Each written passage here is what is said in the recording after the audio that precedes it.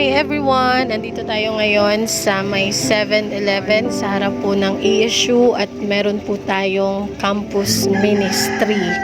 So, excited na excited po ako sa inyo i-share na meron po tayong ginagawang cell group every Tuesday po bago po ang lunch break or during lunch break from 11:30 to 12 noon. So to all students po who needs encouragement, motivation, advices, willing po kami to help you and assist you. Kasi po alam naman natin na hindi biro ang buhay estudyante, hindi biro mag-aral, hindi biro mag-review, and we know naman na stressful. Pero God is good kasi He provide ministry for you, especially sa mga estudyante. Mahal na mahal kayo ng Lord and He wants the best for you.